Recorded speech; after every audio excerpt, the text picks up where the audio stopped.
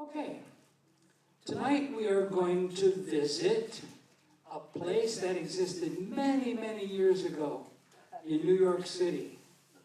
Okay, let's hear it for the New Yorkers. Raise your hand. Come on. Whoa! You are in the right place at the right time. Good for you. I can include myself there. Okay? Not the skyscrapers and television, but the New York of crowded apartment houses, neighborhood streets, and windows thrown open on hot summer nights. The Bronx. For those of you who don't know New York, the Bronx is just above Manhattan across the Harlem River. Now, some of you may have grown up in New York, and some of you may never have even been there at all. Put it on your bucket list. But every neighborhood has its own sounds. I lived in Greenwich Village, and that was a unique Italian place that got the best pizza ever. In Rita's Bronx, there weren't many brownstone stoops like you might see in Brooklyn or in the Western Bronx. Children played in the streets, neighbors knew one another's business whether they wanted to know it or not. I'm sure you can identify with that. You might hear kids playing stickball in the streets, mothers calling from upstairs windows and radios blaring somewhere down the block. In one of those buildings, in a small walk-up apartment on the third floor, lived a young girl named Rita Rabinowitz. She grew up during the Great Depression in a lively neighborhood full of families, arguments, laughters, and dreams. Rita is here with us tonight. Yay!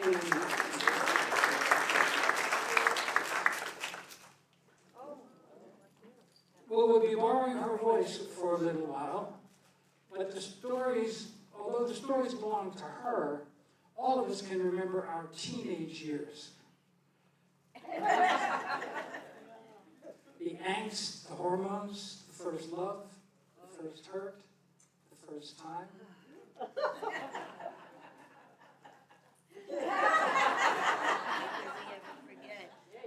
See, I knew from the beginning this was a sophisticated audience. Thanks to Rita for sharing. Our hopes and our dreams are with her and with us as we enjoy tonight. So let us begin with Fantasies, starring Lee McMorris, the director. Lee.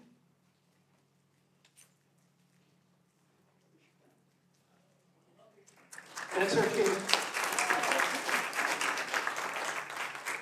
Robin Lavallee.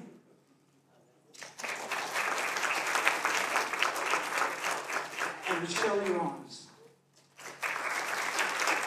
Please enjoy an evening in the Bronx. Thank you.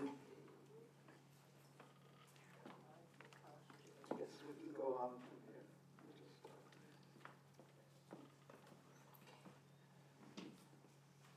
Fantasies.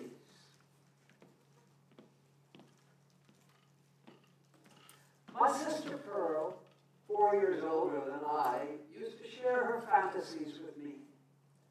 She was smart and very attractive. She wanted to become an actress to go to Hollywood and live a glamorous and wealthy lifestyle. But none of us looked like someone glamorous. Neither of us was anything fancy. We were limited to hand-me-downs and bargains. But then, the mailman rang the bell. You can imagine how excited we became. We ran down the 2 flights of stairs and the mailman handed us a long, shiny white box tied with a gauzy silver ribbon. A white box, a silver ribbon, once a year, from relatives we had never met. Oh, there was such excitement on our flushed faces as we raced back to the apartment, 2 steps at a time. My mother and our little brothers gathered around. Pearl carefully untied the ribbon and removed the cover. And there they were. Behind layers of white tissue paper lay the most delicately perfumed freshly starched dresses. They smelled like fresh flowers. Sunshine yellow, robin egg blue, cotton candy pink. Full skirts, matching belts, 2 of each. One for me and one for Pearl. Pearl lifted each dress from the box, held it against her thin body, and spun around in front of the cracked mirror. Inside the box was always the same brief note in beautiful handwriting, signed by the 2 sisters. Wear them in good health, with love, Bubbles, and Ducky.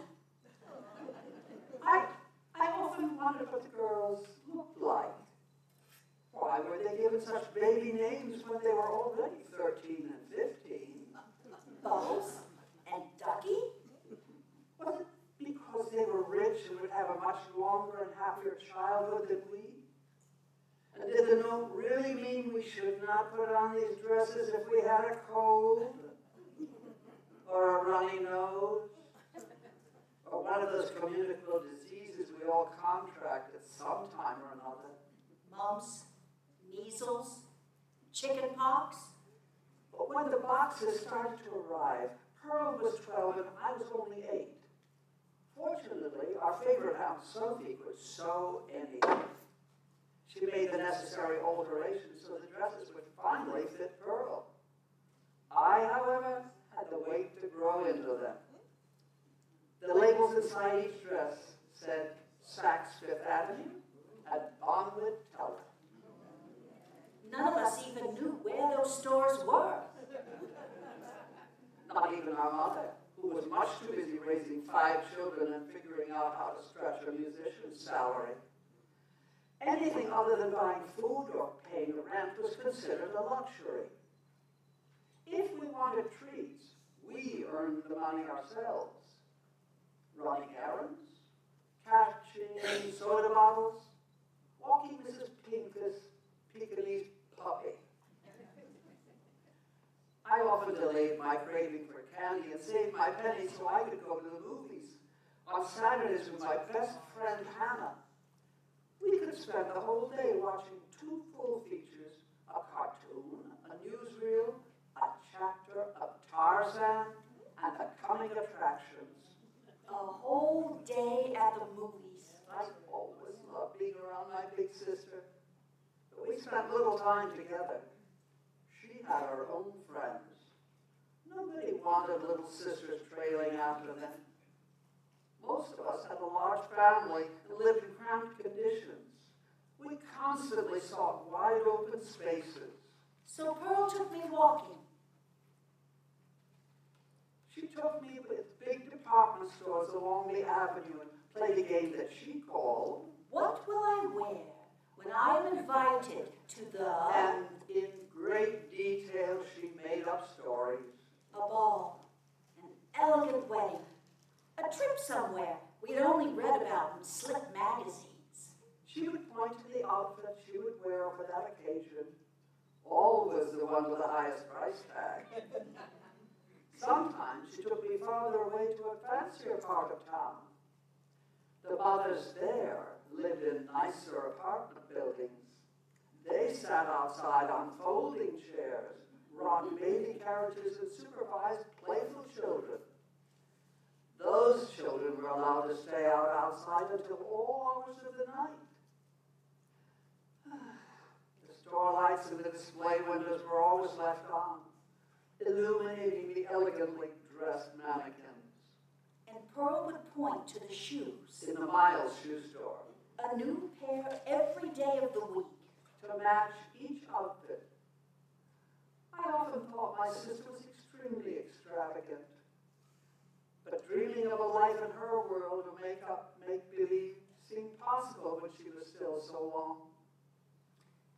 Somehow, she predicted her future.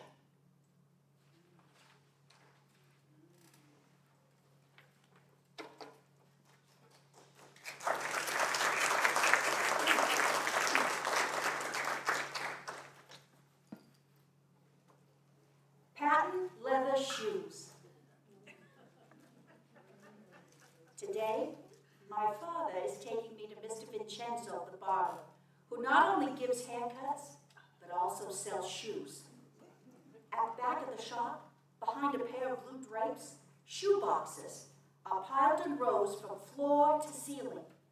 Black numbers are scrawled across the fronts so you can tell the sizes without opening them.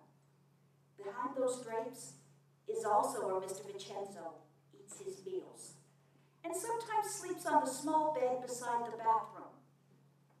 As far back as I can remember, my father brought shoes there for all of us, my brothers, my sister, even himself, but never for my mother. She had very bad feet, bunions and hammer toes, and must wear what is called orthopedic shoes. When we enter the barber shop, my father settles into a high black leather chair, and he studies himself in the mirror. Mr. Vincenzo snaps a large white cloth around his neck, then covers my father's face with thick white shaving cream. I watch, fascinated, as he sharpens a long, straight razor on a leather strap hanging from the side of the chair. Then carefully, slowly, he begins to shave my father. As the razor moves across his cheeks, my father keeps shifting his nose out of the way. Mr. Vincenzo shaves one side at a time until my father's face is smooth and clean. Then he places a hot, steaming towel over his face. I love the smell of talcum powder and aftershave lotion. Even though my father is completely bald on top, Mr. Vincenzo carefully trims the narrow strip of brown hair around the back of his neck.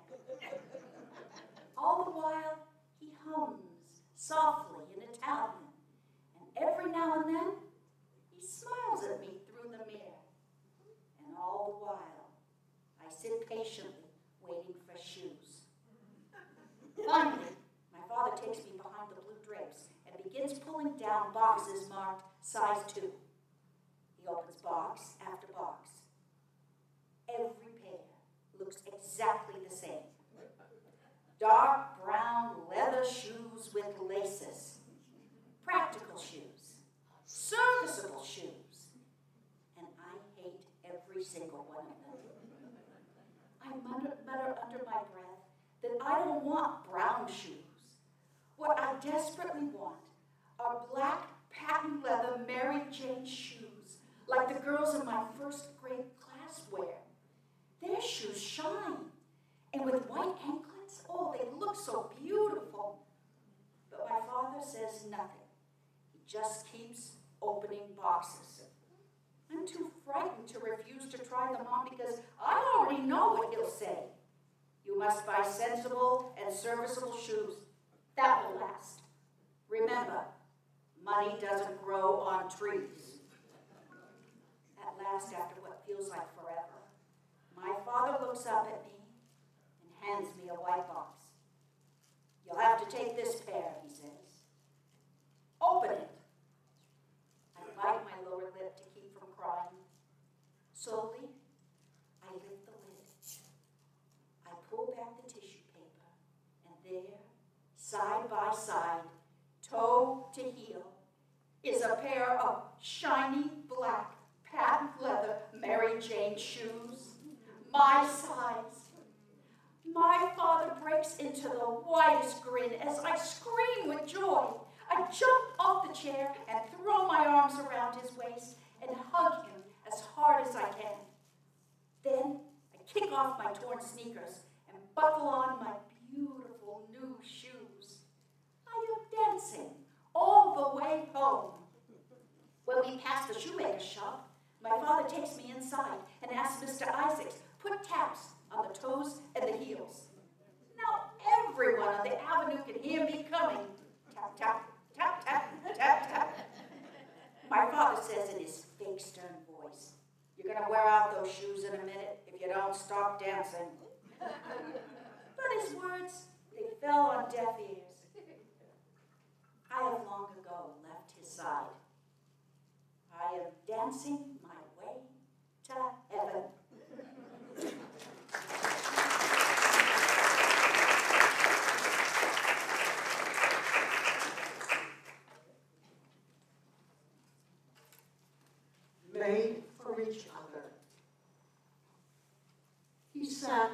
nose to the front of me, closer to the windows. He was so strikingly beautiful that I could not stop staring at him. He just didn't look like the rest of us. We were mostly thin, like limp linguini, pale sometimes, acne, often with dark circles under our eyes, straight brown hair, and dressed totally without style. But Paul was blonde with soft golden ringlets all over his perfectly formed head, and a pair of piercing blue eyes looking out from under dark lashes. His cheeks were smooth and clear, with the faintest blush of roses. He resembled the painted cherubs looking down from the ceiling of the Sistine Chapel. His clothes were always finely pressed, and he came to school in a different outfit every day. I first saw Paul in the 3rd grade, but I didn't really notice him, if you know what I mean, until 2 years later. Suddenly, he seemed to spring up right before my eyes, and I couldn't tear myself away. We never spoke, not even to say hello. But what I felt for him began consuming me a little more every single day. Sometimes he even appeared in my dreams. We would be laughing together, our heads close in some conspiratorial way. I dreamed constantly of attracting his attention. Though truthfully, most boys in the 5th grade didn't even like girls.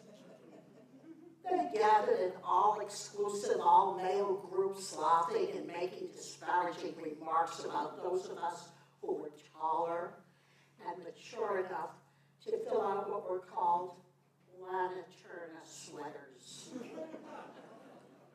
So I kept my feelings to Paul all to myself. Besides, we were terrible gossipers. Anything personal spread through the school like dandelions in a meadow. My strategy was to volunteer for everything. Passing out papers, distributing books, anything that allowed me to get close to Paul's desk. I would linger there an extra second or two, hoping he might look up into my blue eyes and somehow see my deep feelings for him. But Paul quietly accepted whatever I placed before him and never looked up. He didn't talk to the students on either side of him. And every afternoon, at exactly 3 o'clock, he would put on his coat with the leather buttons and disappear. He was a mystery. And somehow, that mystery only deepened my feelings for him. April turned into May, May turned into June, and the end of school was approaching soon and fast.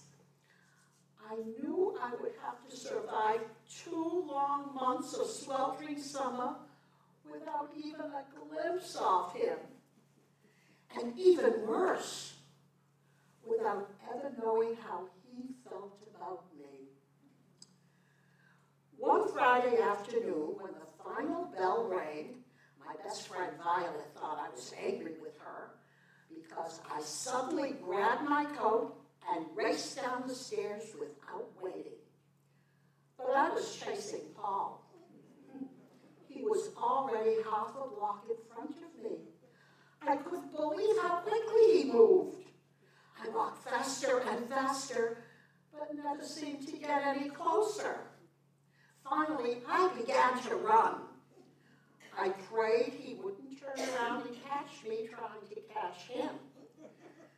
At last, I was practically breathing down his neck, and somehow I managed to say, "Paul?" turned, smiled, and slowed his step until we were walking side by side. For 5 blocks we walked together in complete silence. The only sound between us was my heart pounding in my ears. I wondered if he could hear it too.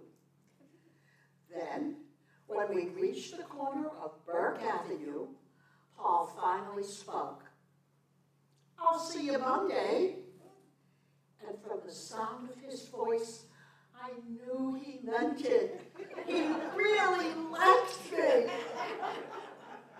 I stood there filled with joy, watching him cross the street and walk away toward the apartment buildings with the green canopies, polished brass, and a doorman.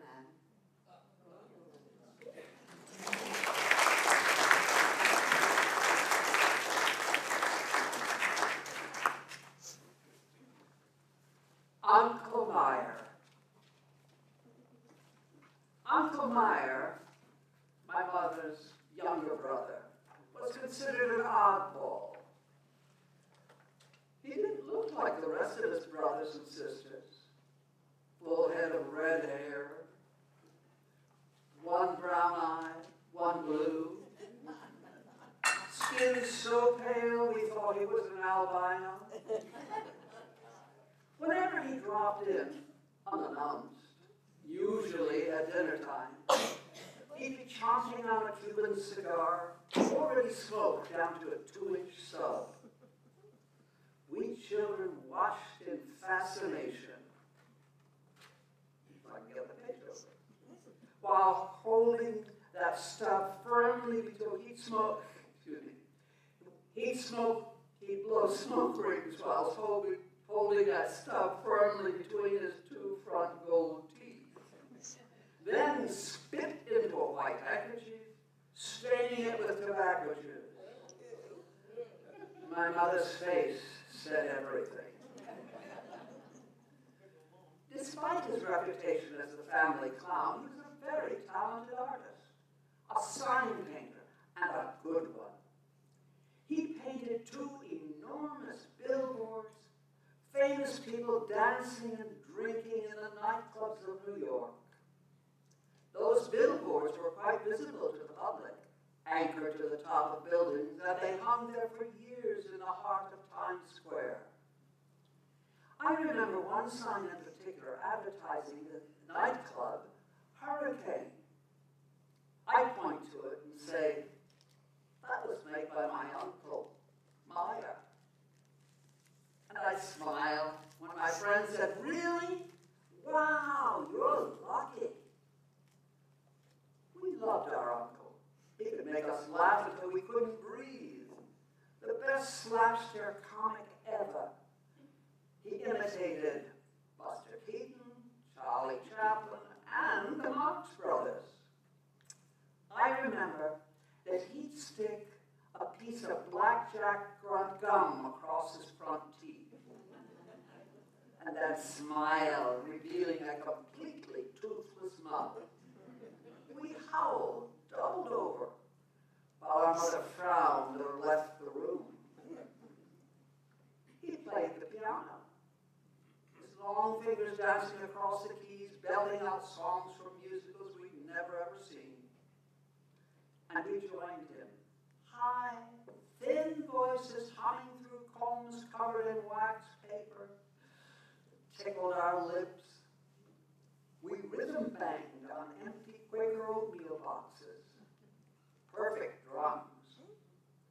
That tiny apartment was filled with noise and joy.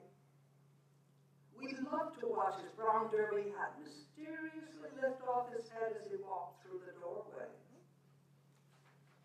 And he always ended his visits the same way. Coins disappearing from his hand and then appearing from our noses and ears. Magic. He was the only man we knew who could repair his socks while still wearing them. He'd paint over the sew holes to match the color of his socks. Later, when When he soaked his swollen feet in warm water and Epsom salts, he'd peel off his socks and reveal little painted circles on his heels. To us, Uncle Meyer was magical.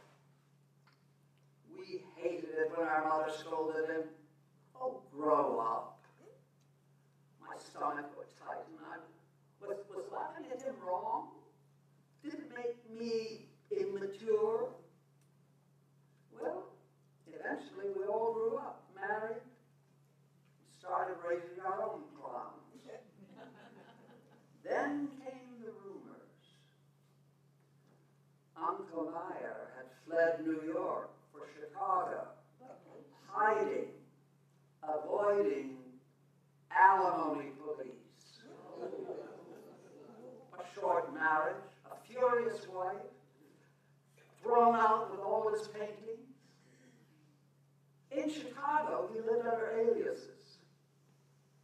Wes Harry Schwartz, Lenny Katz, George Kaplan, but never his own name. The only one who really knew where he was our wealthy Uncle Sam, the family lawyer, who kept him hidden, protected, no scandal. And then, nothing. 20 years. Well, childhood memories faded, we stopped asking. One Monday morning, 9 o'clock, the phone rings. It's my Aunt Yetta, my favorite. She calls me every day, apparently because I'm the family social worker. Rita, listen carefully. Uncle Meyer's in town, but you must not tell your mother. Well, why not tell my mother? What could she possibly do? But I agree. It's the alimony police find him. He'll go to jail for life. Okay, mum's the word, and she hangs up. I go back to vacuuming. 2 hours later, the phone rings again. It's my cousin Leon. He never calls unless somebody died. Rita, this is Cousin Leon. I brace myself. Guess who's standing in my apartment this minute? You'll never guess. It's Uncle Meyer. So now I'm free to tell everyone, but please, keep it a secret. 3 hours later, the phone rings again. I pick it up. It's my mother. Rita, you'll never guess who dropped in on me. Uncle Meyer. So now I'm free to tell all of you, but please do me a favor. Keep it a secret.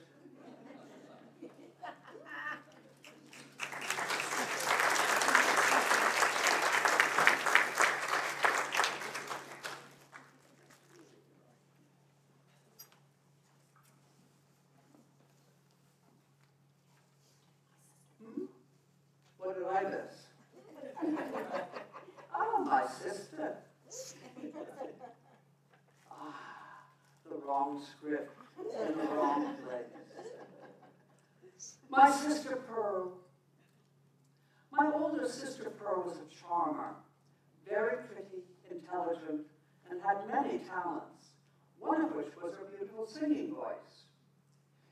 She performed in off-Broadway type theaters in California. However, because her mother-in-law, with whom she and her husband and 2 children lived, she curtailed her possibility of a career in theater because she was not supposed to leave her children and run around with a handsome baritone. When we were growing up in the Bronx, my sister, 4 years older than I, would take me for long walks on summer nights. She was 12 and I was 8. We would look in the windows of shoe stores and women's fashions, and Pearl would weave a fantasy of what she would wear on various occasions, like going on a cruise to Bermuda, or playing tennis at Wimbledon in white shorts and matching tops, or when she had a first date, or went to a ball, or so on. When looking in the shoe stores, she had no trouble pretending to buy a pair for every day of the week. By the end of her story, she had accumulated 10 pairs, and I worried how she was going to pay for them. But she didn't worry at all, and I somehow knew she would work out a life for that to happen. When she graduated high school, my rich aunt and uncle living in Philadelphia offered her room and board to live in their sumptuous home. This was in exchange for being a nanny to their newborn son, Ricky. She grabbed at this opportunity and saw it as a way out of poverty. And it was there that she met her soon-to-be husband. He was dapper and quite handsome, though prematurely gray at the temples. He had delicious dimples. Though he didn't smile a lot, he had a nervous giggle. Technically, he was considered too old for her, as he was 36 and she was only 18. But then he offered her a 2-carat engagement ring. Her eyes fell out of her sockets. She wasn't really in love with him, as she already had a boyfriend who had just been discharged from the army. Before she said yes to Jack, she ran back to the Bronx, to David Manis, asking him point blank if he intended to marry her. He said he had just gotten home and planned to go to City College to study engineering on the GI Bill. He said that he did love her, but she wasn't going to wait and lose this opportunity. She ran back to Philly to make her commitment. Jack returned home to California and sent my sister a sizable check so she could buy some decent clothes and a ticket on the railroad.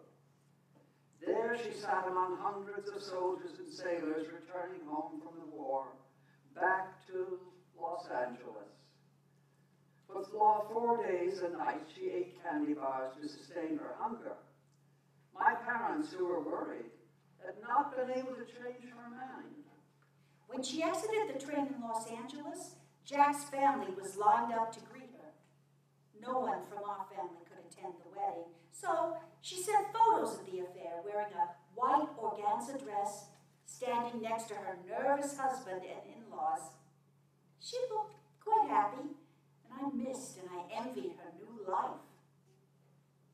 After Pearl and Jack were married for 1 year, her in-laws and our parents were finally going to meet. Mr. and Mrs. Marion called to invite my parents to dine at the Ambassador Hotel in Manhattan. My mother knew there was no way she would be able to live through the event. She was too timid, and she didn't have the right clothes or the proper coat. She worried she wouldn't know what to order or how to use the right fork. She desperately implored her older sister to invite the Marions to have dinner at Yetta's apartment, along with Aunt Yetta's family and ours. Aunt Yetta also lived in a better neighborhood and had enough room to seat all these people around the big mahogany table. We felt more secure just by sheer numbers and less intimidated at facing such wealth. When the in-laws rang the bell and walked up the 3 flights of steps, we held our breath. My gutsy Aunt Yetta, who was afraid of no one, welcomed the Marions into the living room and sat them at the table. We stared at the couple. Mrs. Marion looked stern in her mink stole and permed hair worn in a Marcel wave, the latest style. Her nails were freshly manicured in bright red, and she smelled of an exotic perfume. She didn't smile easily, and her keen blue eyes sized us up and down. On the other hand, Mr. Marion was as handsome as his son Jack. He appeared more relaxed with an easy smile. after introducing one another, there was total silence. We didn't know the protocol to start a conversation. Happily, Mrs. Marion solved it by starting the conversation. When Paula came to California, she didn't know nothing. When she did the laundry, she put the shirts in with the handkerchiefs, with the underwear, with the socks, with the undershirts, in the same drawer. I quickly glanced at my younger brother in astonishment. They have separate drawers for underwear, socks, undershirts, and handkerchiefs in California? I'm moving. All we had was one dresser that all 5 of us shared, with one drawer apiece. The only thing we didn't shove into the warped drawers were our galoshes and winter coats. My timid mother, who could really speak the King's English, sat straight in her chair, all 4 feet 10 inches off her. And in her characteristic way of imitating fancy ladies, she raised the pinky on her right hand and in a sarcastic voice said, "I'm so sorry my talented, beautiful, intelligent daughter failed laundry." I think she made her point, as we never saw them again.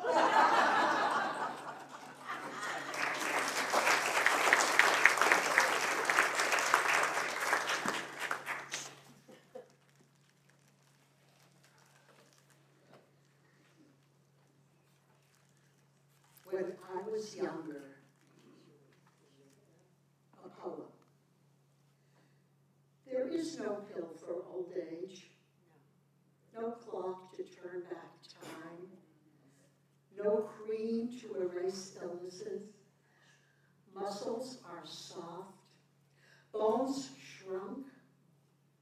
I step into the tub, hold tight to the bar, adjust the flow, and dare not sit down. Remembering when this space fit too, soaping, caressing, washed your back, you washed mine, returned to bed, not to sleep, let the phone ring. We needed no others.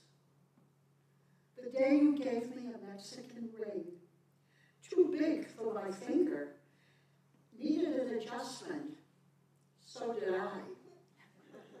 I dived into the pool, surfaced without it. Friends like deep-sea divers frantically search until it is found. Remembering a day in June, family and friends gather, the freshly mowed lawn, pear trees bloom, form a canopy of white blossoms. A bride dressed in a cinnamon chiffon with a hemline only to my ankles, easier to walk the pebbled path to where a rabbi and groom wait. How worthy of attention is remembering the loss of loved ones. Scenes once unbearable, not so painful now. Less predictable is the present. Each ache feels like a slowly sinking rubber raft, a reminder for the future. Will there be color in my future, in my sunset?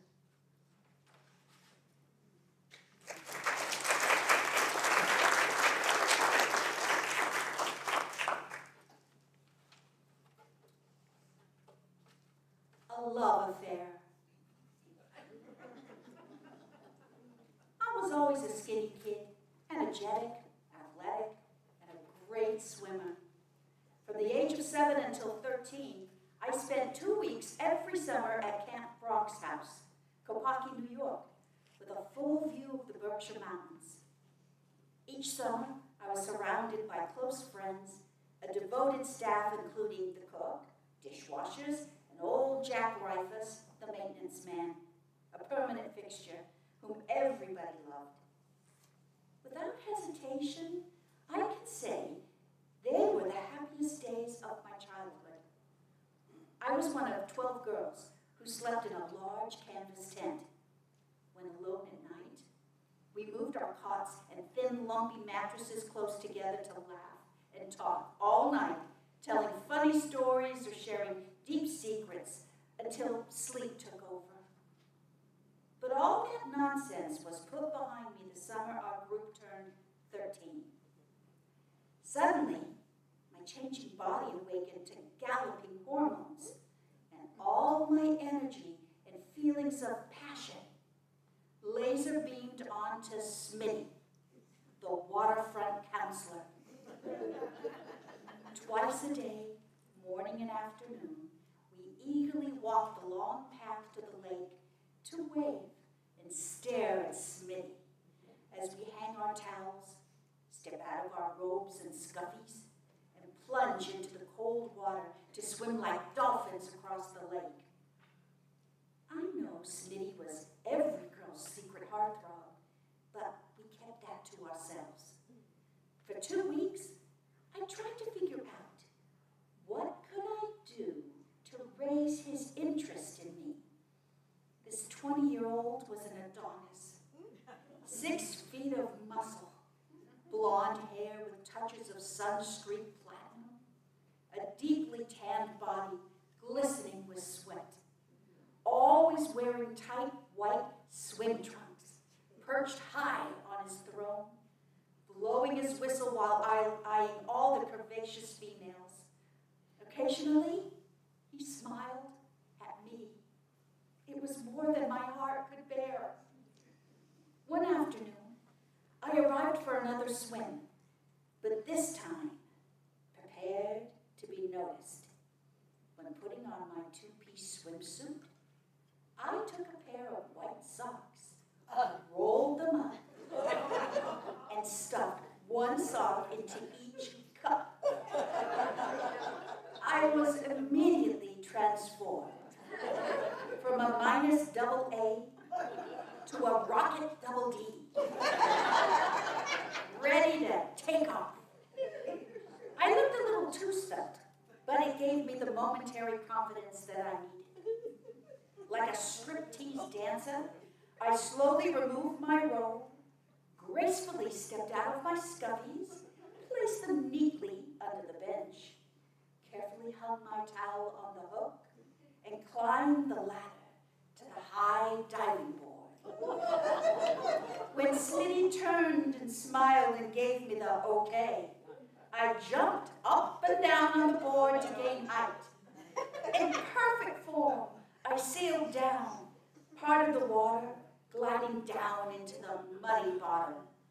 With great anticipation, I surfaced, and eager to hear what Smitty would say to me, I started to backstroke towards his area, raising my arms overhead in perfect synchronization.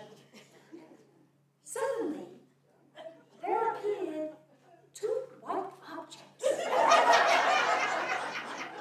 gently bobbing alongside, like miniature inflated balloons. My socks. Like quicksilver, I grabbed the 2 enhancers, dove under the water, not to surface until my lungs begged for air and I reached the other side of the lake. Summer ended, and so did my love affair.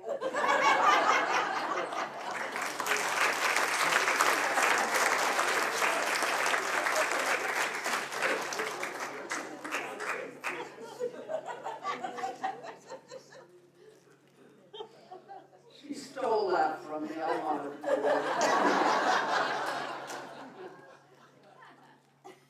Secrets of childhood.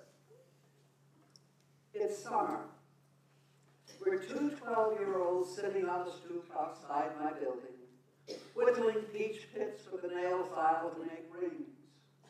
Just me and Gertie.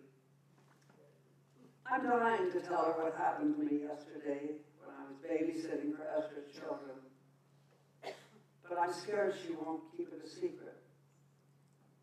I still feel confused and embarrassed just thinking about it, and I need to tell somebody.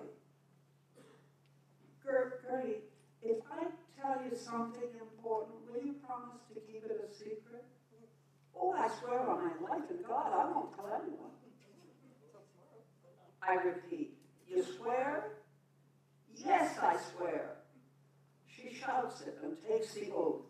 She kisses the tip of her little pinky, points it to the sky toward God. All of my family are atheists and don't believe in God. All my friends do, including Gertie. The kissing of the pinky on the right finger, right hand, is a solid contract. I begin. Yesterday, I was babysitting Jerry and Sandra when their father Sam came home from work at 5 o'clock.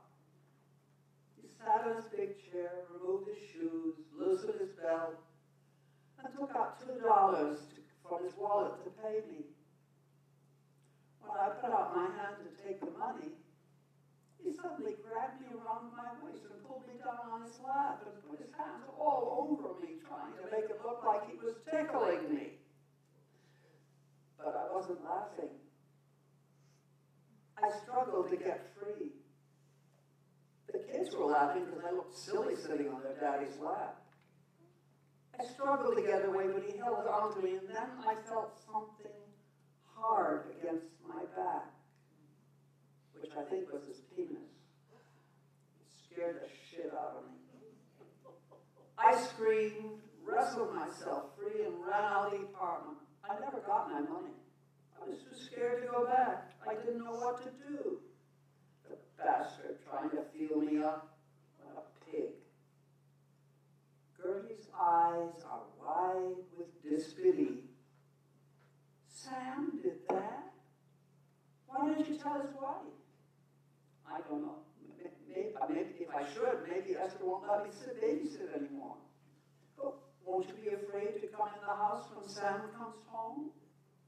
Yeah, but I can leave the minute he walks in and ask Esther to pay me.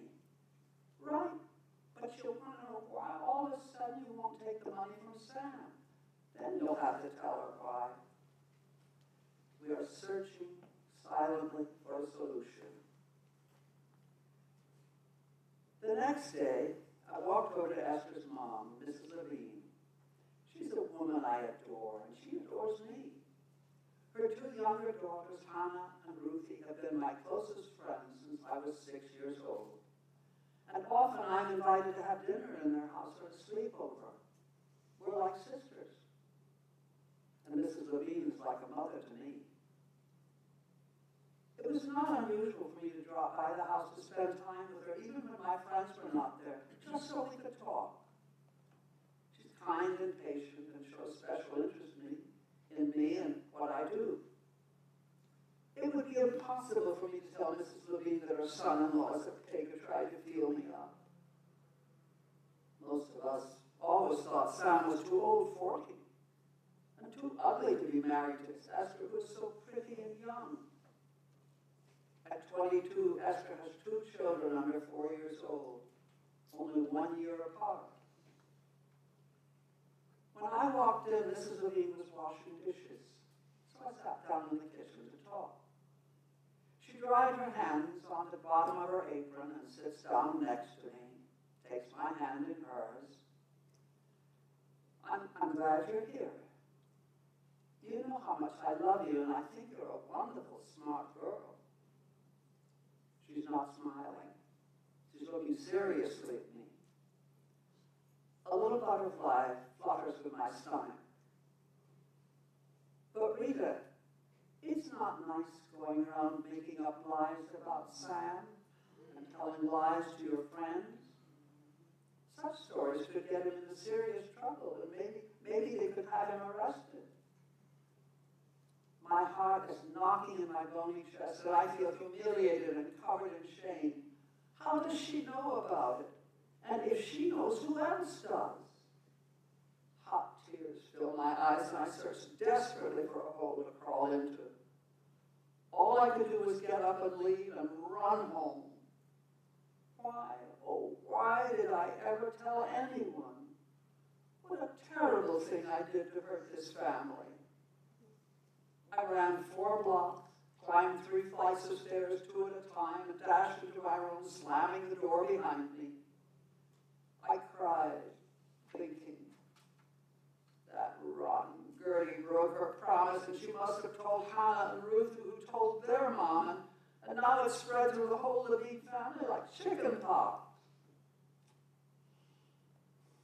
Socially, I was placed in solitary confinement. Mrs. Levine, her children, and all my friends did not speak to me for 3 months. And I was punished for telling a lie. And no one, not even Gertie, believed me. I didn't want to tell my mother. She liked Esther and Sam, and might say I probably misunderstood what had happened and probably be mad at me too. It was unusual for me to hang around the house every day. Mother asked, "Where are your friends? Why don't you go up? Are you feeling sick?" And she puts her palm on my forehead to see if I had a fever. I gave excuses like, they went to Brooklyn to visit relatives. They're at the beach. It's too hot to go out. I spent my isolation looking out the window, watching kids play stickball, tag, or roller skate. Sometimes I played the piano, or read a book, or helped my mother clean house. I was in a lot of pain. Eventually, the group decided I'd been punished enough and made amends. We began playing together again like old times, but in my heart I knew the truth and never apologized for what I said. Over time, the incident got buried. Our friendship continued as before, but I was unsure if Mrs. Levine felt the same way about me. A few years later, it became clear why the Levines were so threatened by my story.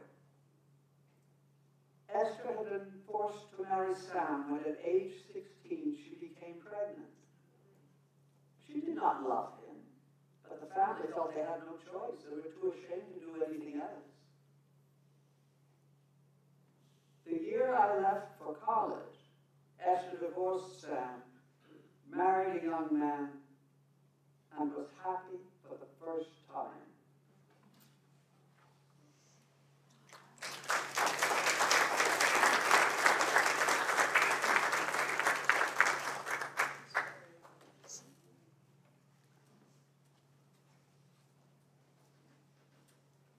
I'm gonna kill myself.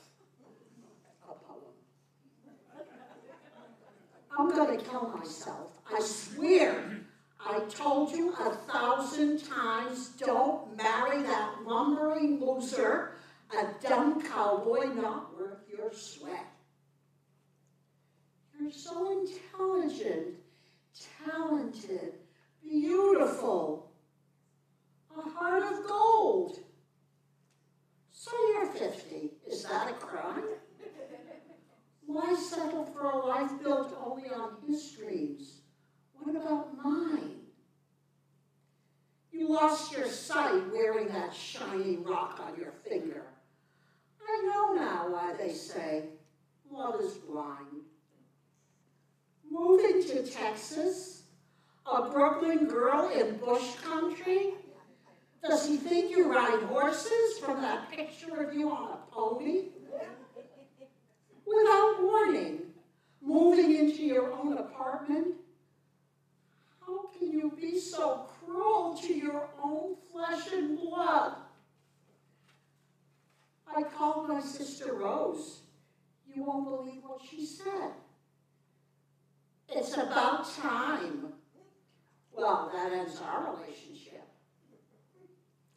I'm going to stick my head in the oven, turn on the gas to teach you something about a mother's love.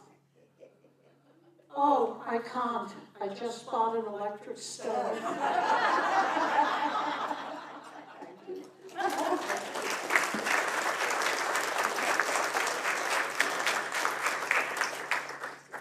Play it again, Sam. My father, Sam, was a quiet man who rarely spoke to any of his 5 children. He didn't speak much to my mother either. She seemed overwhelmed raising such a brood, and he was busy trying to make a living any way he could. He was a professional musician, yes, but not professionally employed. So he worked in the fur trade, pushed push carts, delivered mail, and did whatever else he had to do to keep the money coming in. He had other talents, too. He could repair watches. Despite our lack of money, he owned a collection of beautiful pocket watches with gold chains. But he knew how to cook, which was always a blessing on the rare Sunday morning when he was at home.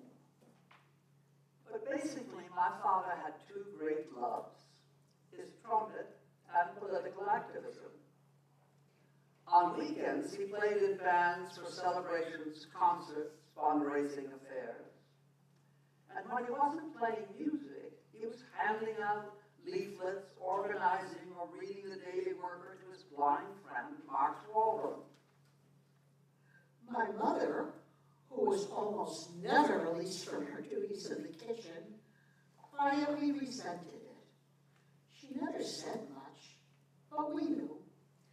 We also knew that this was not a happy marriage.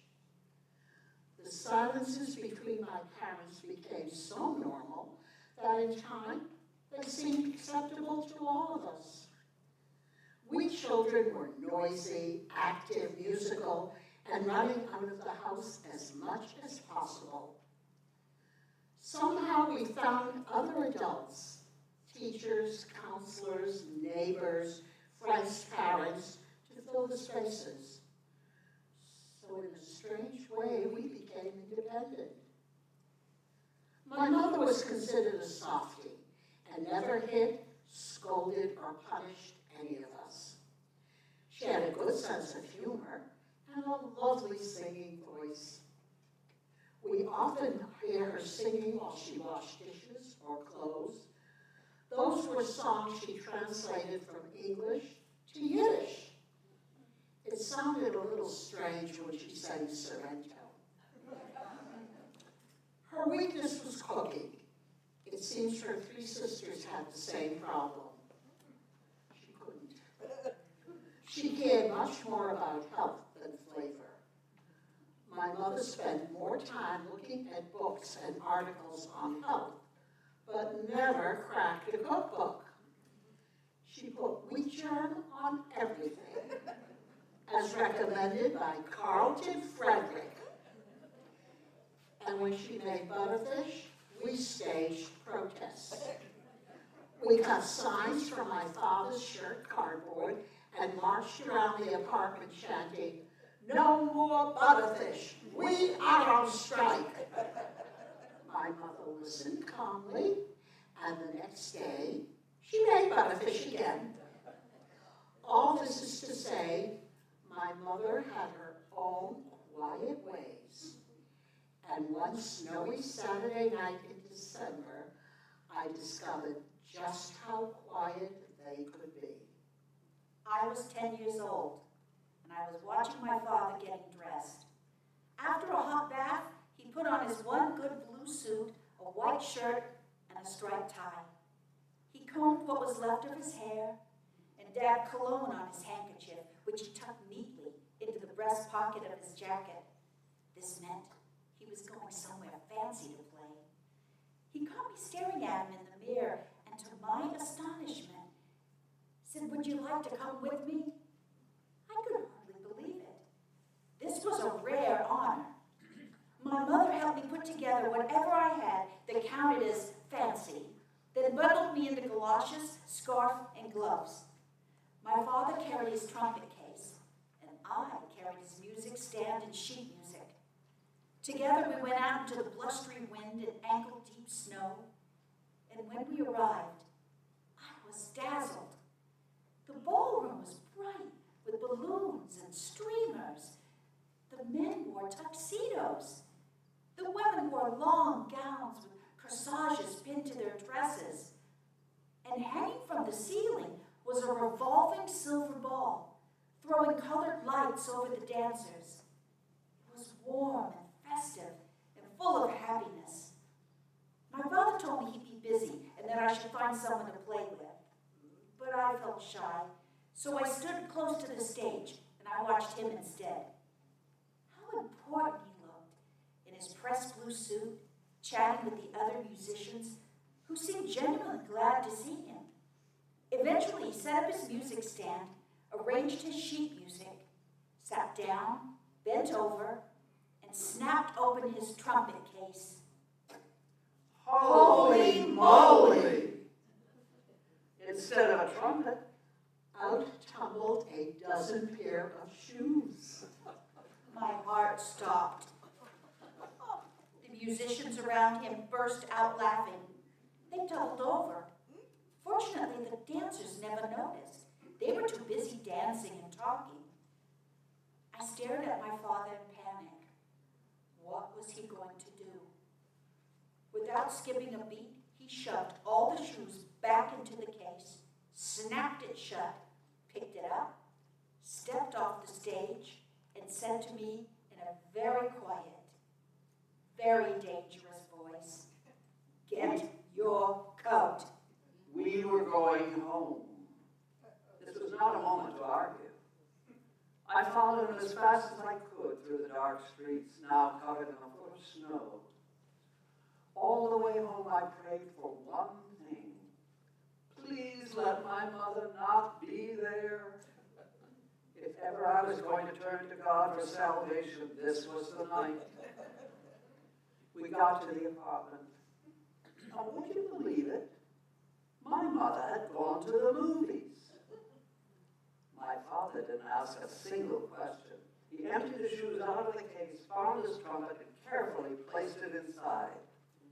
And then he said it was too late, too cold and bad for me to stay home. So he left. I climbed into bed beside my sleeping sister, relieved, disappointed, and wondering only one thing. What would happen in the morning?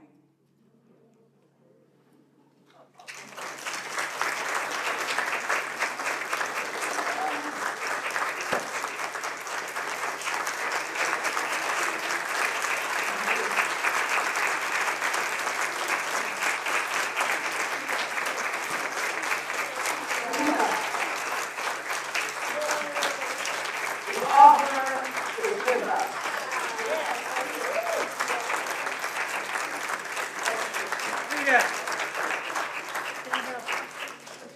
She can't. I can't say it.